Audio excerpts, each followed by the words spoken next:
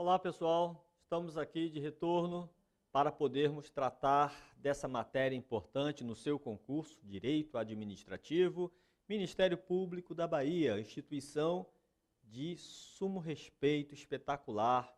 Você simplesmente vai adorar trabalhar neste tão importante órgão, que agora terá sua contribuição e se tornando ainda melhor. Mas, claro, para que possamos alcançar esse objetivo, temos que estudar, né? E vamos juntos. Vamos vencer essa etapa, vencer esse concurso, vamos passar. Já vimos bastantes questões, dicas espetaculares que vão realmente somar na sua prova. E tenho certeza que quando você chegar na sua prova, vai estar muito tranquilo. E quando começar a fazer a prova ainda, vai encontrar muitas questões que você já fez. Vai ficar maravilhoso. E essa é a nossa missão. Fazer você passar. Vamos lá? Vamos à questão. Bom, hoje nós vamos trabalhar dicas e questões sobre atos administrativos e improbidade administrativa, essa lei 8429 de 92. Amigos, queria já dar uma dica importante. A lei 8429/92 é uma lei muito pequena. Queridos, atenção. A Lei 8429/92 são 4 páginas, 5, dependendo da formatação, é claro. Senhores, vamos ler a lei. É uma lei super, ultra, hiper pequena, porém rica em detalhes. Romualdo, dê logo uma dica aí, o que eu vejo nessa lei, o que é de mais importante? Quer saber? Claro. Então anote os artigos. Artigo 2º e 3º.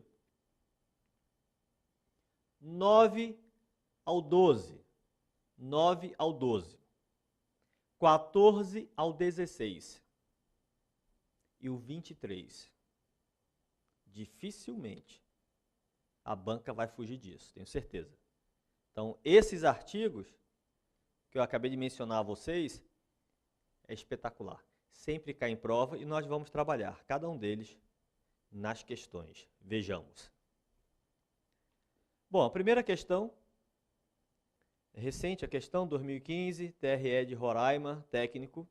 Considere os seguintes atos administrativos. 1. Ato administrativo discricionário. 2.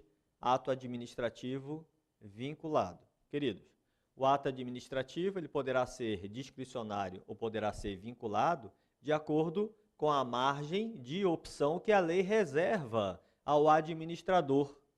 Se a lei dá opções ao gestor, nós estamos diante do ato discricionário. Não significa dizer que ele vai fazer o que ele quiser e bem entender, não é isso. Ele vai achar na lei a decisão que for mais conveniente e ou oportuna para atingir o interesse público. Então, ora, cai em prova dizendo que o ato discricionário, o gestor faz o que ele quiser, não é isso? E o ato vinculado? Quando a lei já determina a conduta, só pode ser a conduta X, ponto. Não há escolha, não há opções. Então, estou diante do ato vinculado. Então, vejam, seja ato vinculado, seja ato discricionário, é sempre agir dentro da lei. Arbitrariedade não significa que é discricionariedade. Então, o gestor tem que agir com discricionariedade, não com arbitrariedade. Muito importante. Arbitrariedade é abuso de poder. Muito importante. Continuando. Então, temos aí ato administrativo discricionário. 2. Ato administrativo vinculado. 3. Ato administrativo com vício quanto à forma. Queridos, quando fala que o ato administrativo está viciado, é que ele é ilegal, né? E onde é que está o vício? Temos que ver em que elemento do ato administrativo está o vício. Na nossa aula passada, nós comparamos a ideia de um ato administrativo com uma casa, lembram? A casa tem as paredes, tem o piso, tem o telhado, tem os elementos de formação, a casa. Assim é o ato administrativo. também tem seus elementos de formação, requisitos do ato administrativo. Lembra quais são eles? Competência, forma, finalidade, motivo e objeto. Aquela formulazinha mnemônica que passamos, COFOFIMO. Isso, vejam. Temos aqui a ideia da competência, forma, finalidade, motivo e objeto.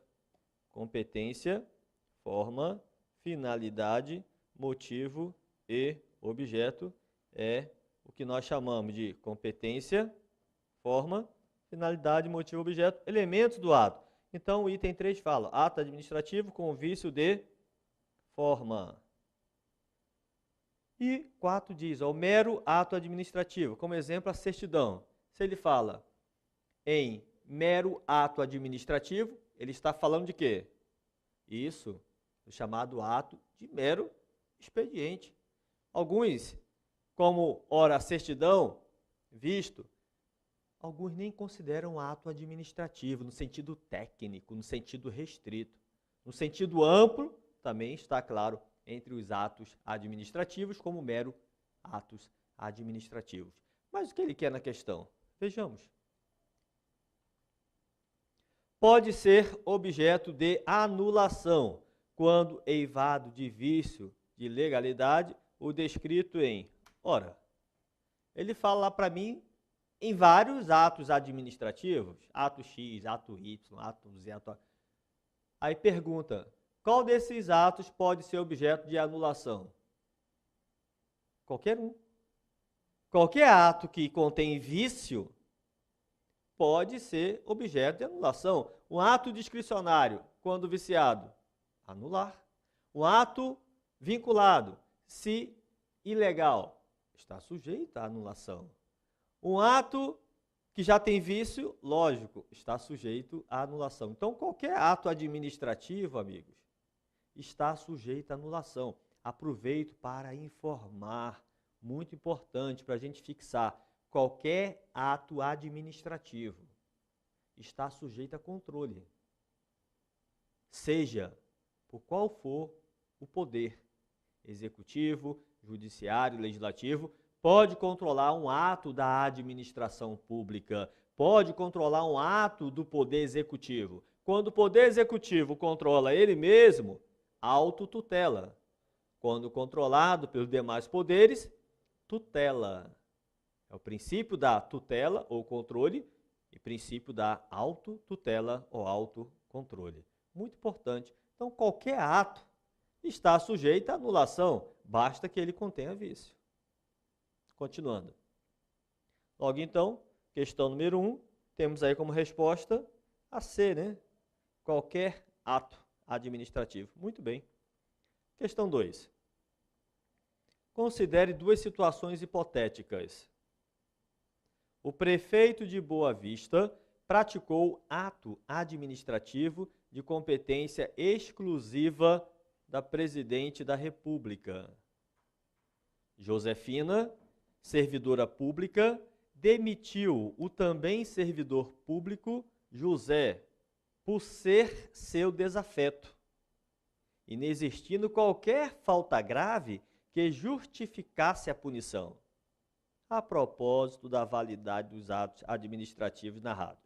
Amigos, veja que nós estamos tratando de dois atos. Um ato, competência exclusiva, é o que ele fez referência. Lembrando que, em relação à competência, temos a competência privativa e a competência exclusiva. A competência privativa é quando há a possibilidade de delegar ou avocar, que é chamar para si a responsabilidade.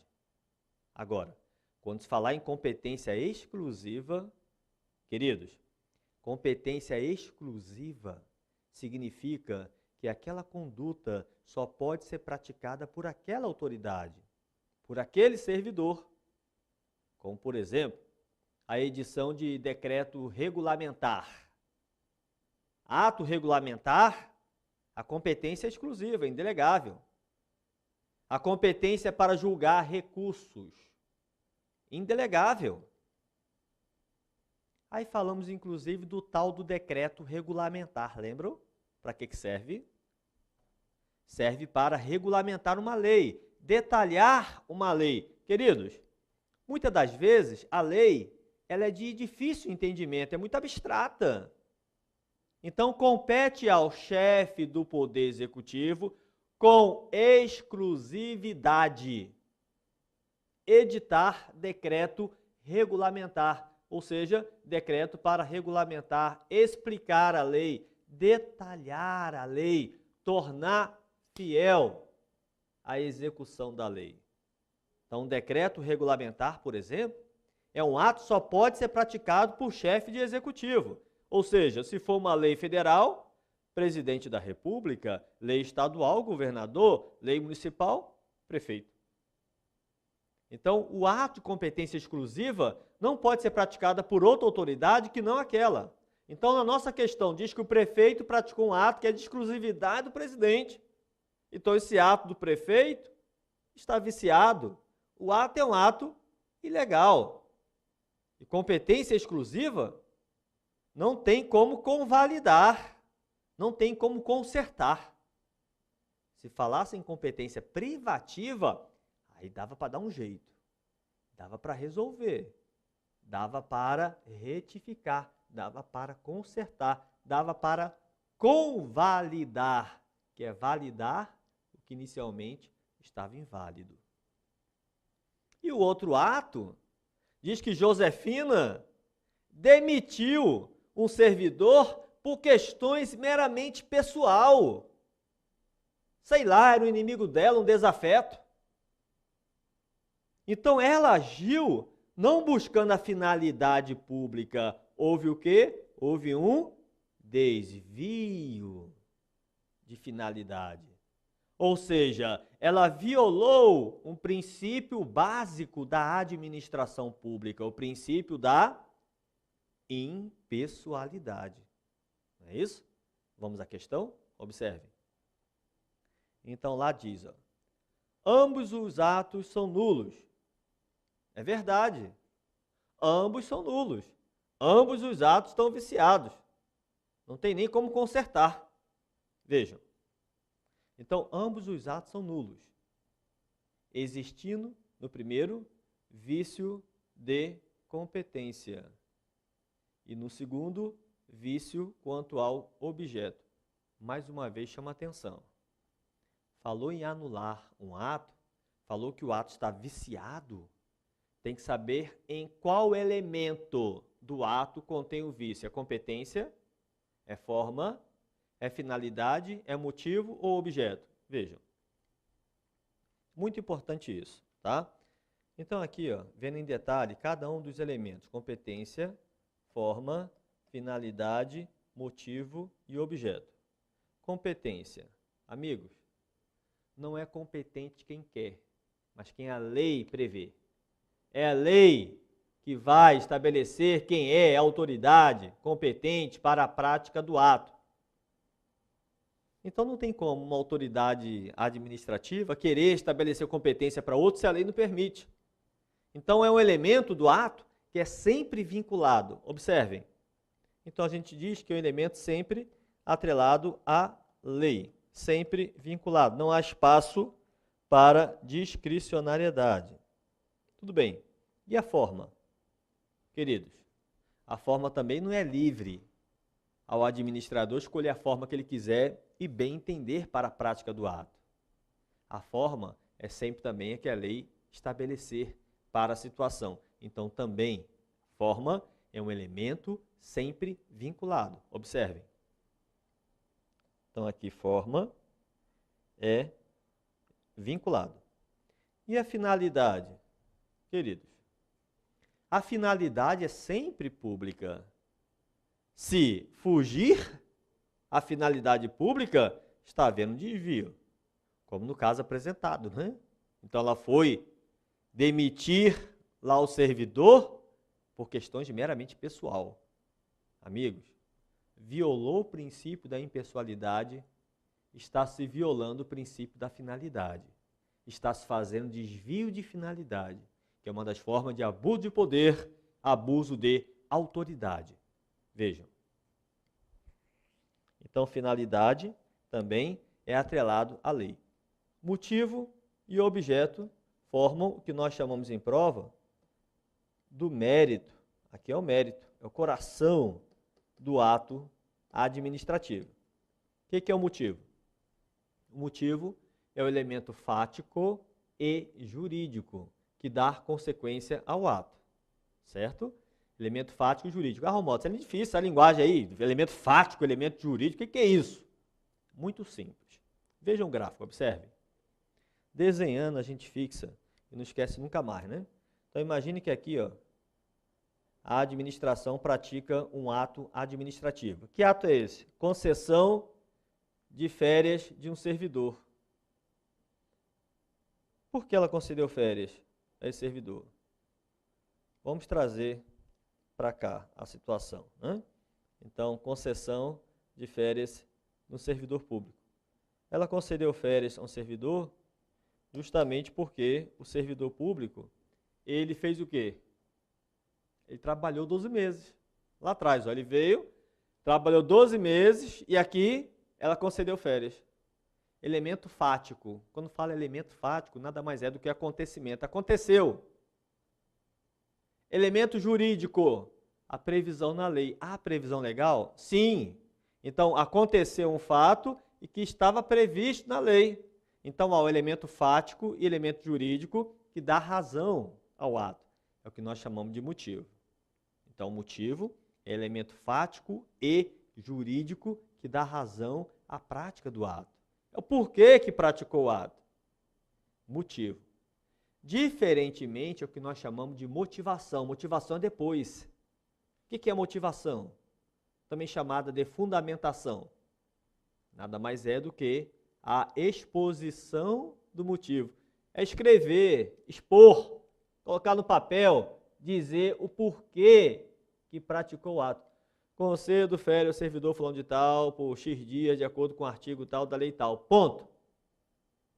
Isso é fundamentação. Então, o motivo é antes. Motivação, fundamentação, é após a prática do ato. E isso é muito importante em prova. Porque todo ato tem motivo. Mas nem todo tem a motivação. Nem todo precisa ser justificado. Exemplo, a tal da exoneração ad nutum. Ou seja, não precisa fundamentar. Ad nutum. O que ocorre com os cargos em comissão. Rua, por quê? Porque eu quero. Tchau. Rua, pode fazer isso? Cargo em comissão pode. Não precisa dizer, estou mandando embora, exonerando por causa disso, daquilo outro. Não precisa. Ah, mas eu quero. Eu quero fundamentar. Posso fundamentar? Sim, pode. Não há obrigação. Nesse caso, pode fundamentar. Mas se fundamentar, aí você passa a estar vinculado, preso àquela fundamentação. É o que nós chamamos da teoria dos motivos determinante. O motivo é determinante para a prática do ato. Motivou, dançou. Tem que existir um motivo. Se o motivo não for aquele que realmente aconteceu, o ato está viciado. E o vício é quanto aos motivos. Inexistência dos motivos. O vício seria exatamente no elemento motivo. O vício quanto ao objeto é o conteúdo do ato. Vamos supor que a lei fale que tem que ser aplicada a pena de suspensão. Ele aplica uma outra penalidade. Aí é um vício quanto ao objeto. Muito importante. Então eu posso analisar vício quanto à competência, quando a autoridade que praticou o ato não foi a competente. Vício quanto à competência. No nosso caso da questão, o prefeito praticou um ato que não era da competência dele. Vício quanto à competência. Vício quanto à forma. A lei manda publicar o ato e você não publica. É um vício quanto à forma, não cumpriu a formalidade estabelecida em lei. Vício quanto à finalidade, desvio de finalidade.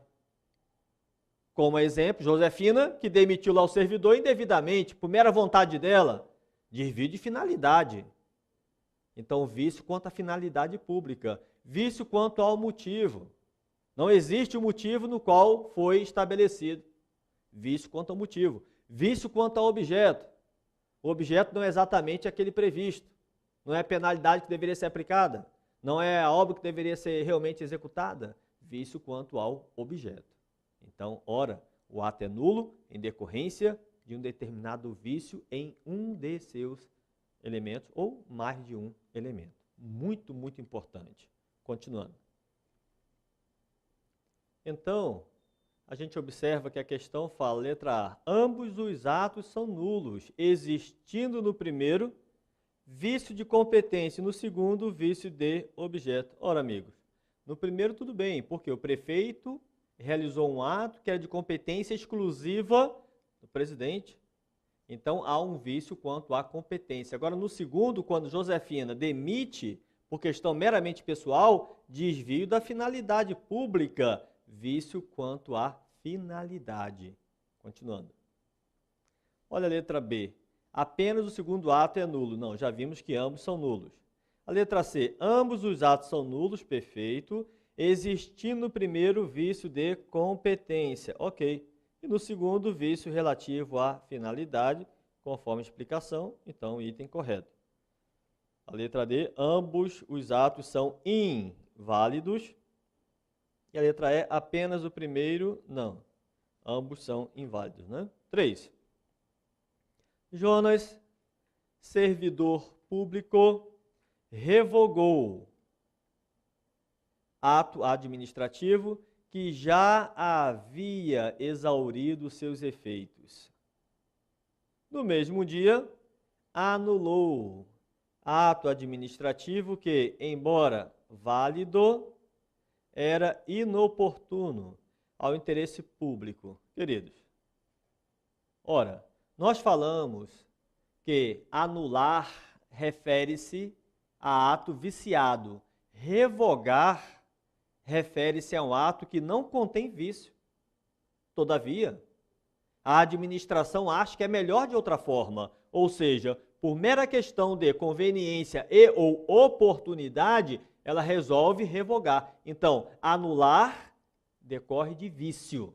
Revogar é mera conveniência e oportunidade.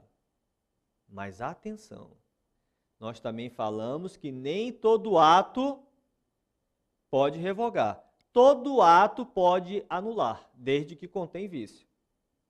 Agora, nem todo pode revogar. Nem todo ato pode ser revogado. Não se revoga ato consumado, não se revoga ato vinculado e nem se revoga ato de mero expediente. A revogação, efeito não é para frente? A anulação, efeito para trás. Efeito ex tunc, retroage, volta a ser o que era antes. Ato nulo, em regra, não gera efeito, exceto em relação ao terceiro de boa-fé. Revogar é dali para frente, efeito ex nunc, nunca, grave por aí, ó, nunca volta, nunca retroage. Ora, amigos, se é dali para frente, como é que eu vou atingir um ato já consumado? Não tem como. Não se revoga ato consumado. Se é dali para frente, como é que eu vou atingir um ato de mero expediente?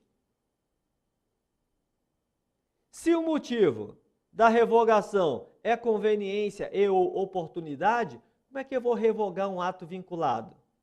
Ato vinculado tem espaço para conveniência e oportunidade? Não. Só tem uma decisão a ser tomada. Não tem escolha ao gestor.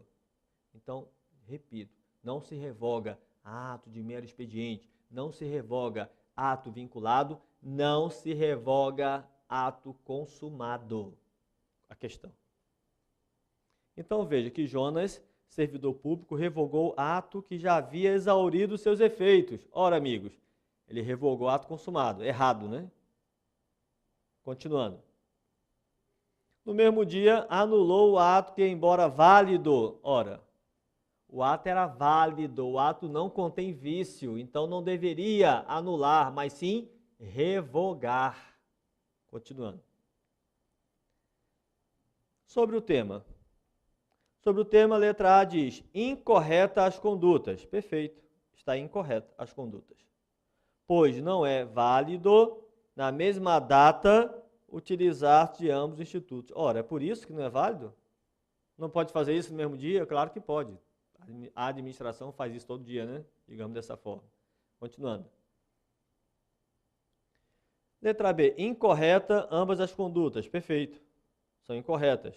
Por quê? Haja vista a inexistência dos requisitos legais para adoção dos citados institutos. Perfeito. Aí sim, ó. Revogou.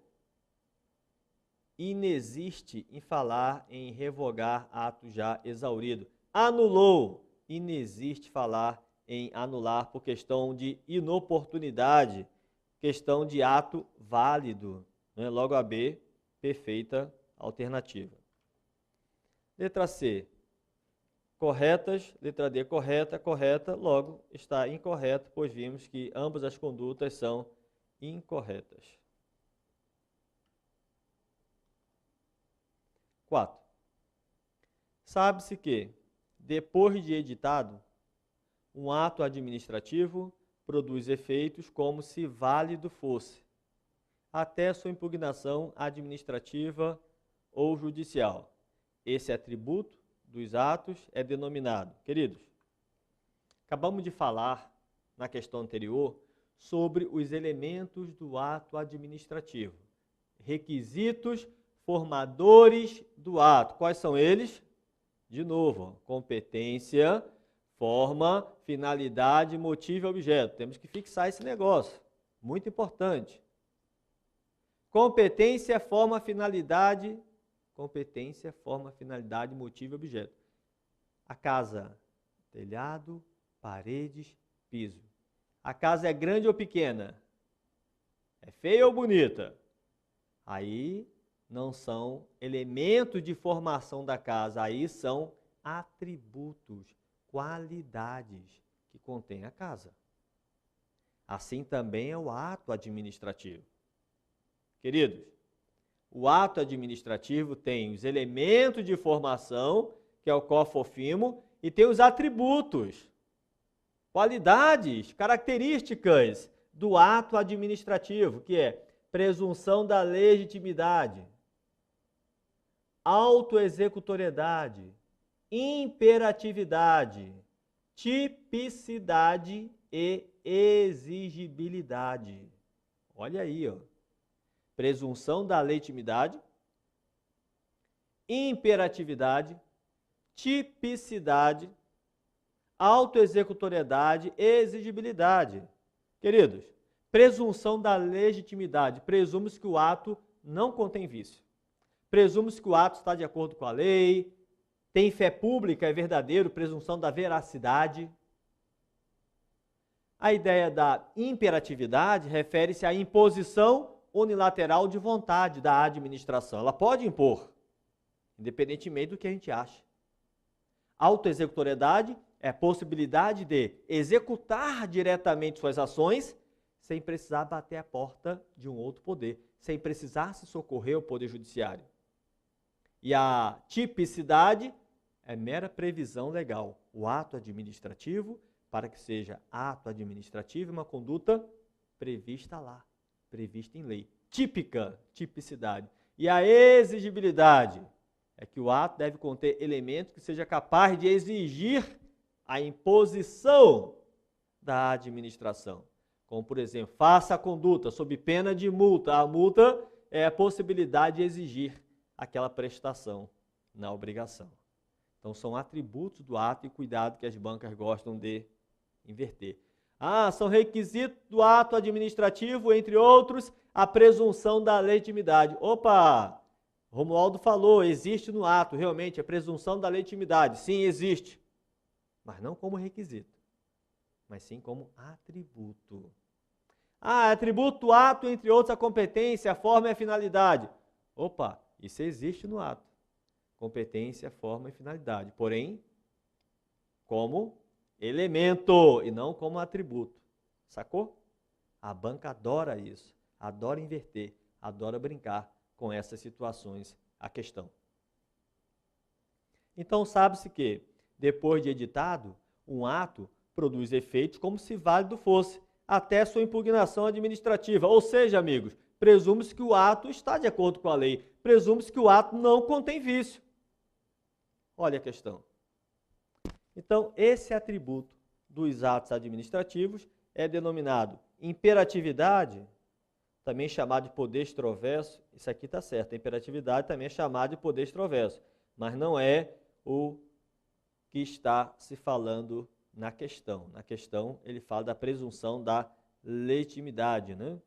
Então, letra B, ó, presunção da legitimidade, estabelecida para que a administração pública cumpra de forma célere suas funções, tratando, no entanto, de presunção que admite prova em contrário. Perfeito, é a nossa alternativa. Admite prova em contrário. Essa presunção, então, em prova, a gente fala que é uma presunção relativa, também chamada em prova de presunção juris tantum. Bacana isso, é importante. A tal da presunção juris tantum quer dizer simplesmente presunção relativa. Ou seja, porque admite-se prova em contrário. A letra C fala, presunção da legitimidade estabelecida para que a administração pública cumpra de forma eficiente suas funções, tratando-se de, no entanto, presunção que não admite prova em contrário. Está errado, pois essa presunção que não admite prova em contrário é a chamada presunção absoluta, também chamada em prova de presunção iuris et de iuris, ou seja, não se admite prova em contrário, é o que a administração falou e ponto final, essa a gente não aplica. No Brasil, a gente aplica a presunção juris tantum, também chamada presunção relativa, porque admite-se prova em contrário. A letra D diz que é autoexecutoriedade. Autoexecutoriedade não é, por quê? Autoexecutoriedade é a possibilidade da administração executar diretamente seus atos sem precisar se socorrer ao poder judiciário. Continuando. A autoexecutoriedade se divide em exigibilidade e executoriedade. Quanto a isso está certo. Os autores, em geral, dividem aqui a autoexecutoriedade em exigibilidade e executoriedade. E encontra fundamento na necessidade da administração fazer cumprir suas decisões, desde que haja com proporcionalidade, ou seja, sem cometer excesso. Bacana isso, amigos, tá? Vale a pena aqui a gente marcar e saber que para a autoexecutoriedade está perfeito. Para a autoexecutoriedade está perfeita a afirmativa. Só que não é isso que a questão quer. Ela quer que se identifique qual é o atributo em questão. E o atributo em questão, conforme falamos, é a presunção da legitimidade. E a letra E fala que é presunção de veracidade, que diz respeito à conformidade dos atos com os dispositivos legais e não admite prova em contrário. Não é essa situação apresentada na questão. Excelente questão, falando sobre os atributos dos atos, que vamos ver ainda em detalhes em nossas próximas questões, nos próximos blocos.